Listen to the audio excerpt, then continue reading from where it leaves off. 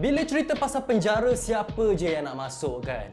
Dengan tinggal dekat belakang tirai besi, gelap, busuk dan seangkatan dengannya, minta-mintalah kita ni dijauhkan.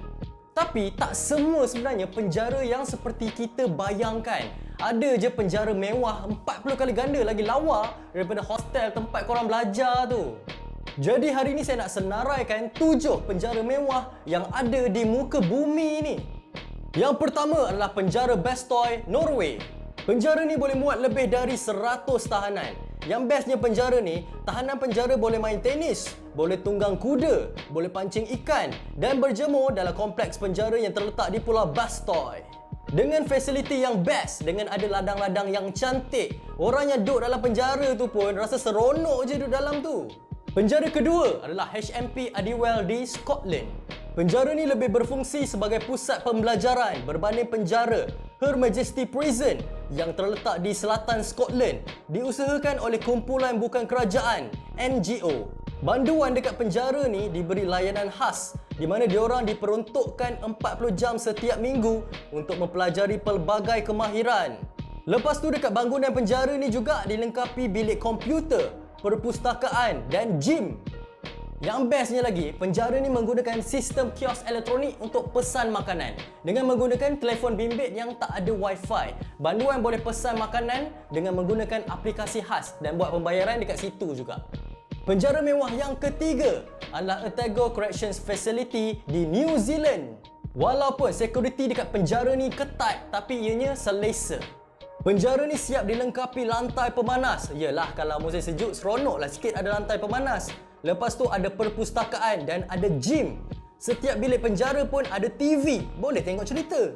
Tak cukup dengan TV dalam bilik, setiap bahagian penjara pun ada TV flat screen yang boleh digunakan oleh sesiapa je.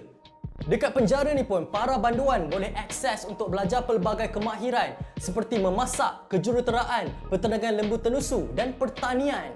Jadi bila belajar ni tak adalah diorang meringkuk dalam penjara bodoh-bodoh je kan. So bila keluar penjara nanti boleh dah dapat kerja ataupun bina kerja. Penjara mewah keempat adalah Justice Center Leoben dekat Austria. Penjara dekat sini best sebab ada bilik penjara yang peribadi, ada bilik air peribadi, ada dapur kecil yang boleh masak dan sebuah televisyen. Kalau nak bersukan, penjara ni pun sediakan gym, ada gelanggang bola keranjang, ada kawasan rekreasi. Bolehlah nak jogging ke, nak buat yoga ke. Memang seronok dan selesa macam duduk kondo. Penjara mewah kelima adalah penjara Sollentuna dekat Sweden. Dekat sini pun best sebab ada bilik penjara peribadi dengan katil yang selesa dan bilik mandi. Lepas tu sama juga macam penjara sebelum ni, penjara ni pun ada gym yang mewah. Lepas tu boleh akses ke dapur yang sedia untuk digunakan, bilik rekreasi yang luas dan dilengkapi televisyen dan sofa. Bolehlah lepak-lepak dengan banduan yang lain. Penjara mewah keenam adalah penjara Halden dekat Norway. Penjara ni pun seronok sebab boleh tengok keindahan alam semula jadi. Sebab penjara ni dikelilingi dengan kehijauan dan cahaya. Tak adalah meringkuk dalam penjara gelap je. Penjara ni pun dipanggil sebagai penjara paling berperi kemanusiaan. Setiap tahanan juga diberi keselesaan privasi. Dekat sini juga tersedia kelas membina kemahiran, ruang rekreasi yang dilengkapi dengan rancangan televisyen, filem dan boleh main video game.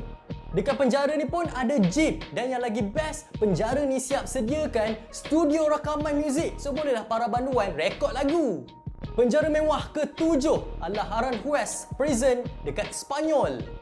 Macam yang kita tahu, paling terkesan apabila mak bapak ni masuk penjara adalah anak-anak yang masih kecil. Memang teruklah mental diorang ni terjejas sebab mak bapak diorang ni masuk penjara. Dah lah tak dapat kasih sayang. Lepas tu duit pun tak cukup untuk sara diri.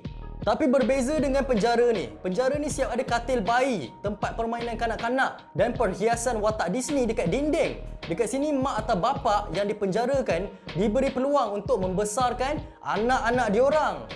Dengan wujudnya penjara macam ni, tak adalah mak bapak tu terpisah bertahun-tahun dengan anak-anak diorang. Anak-anak yang masih kecil itu pun boleh mengalami depresi sebab tak jumpa mak bapak.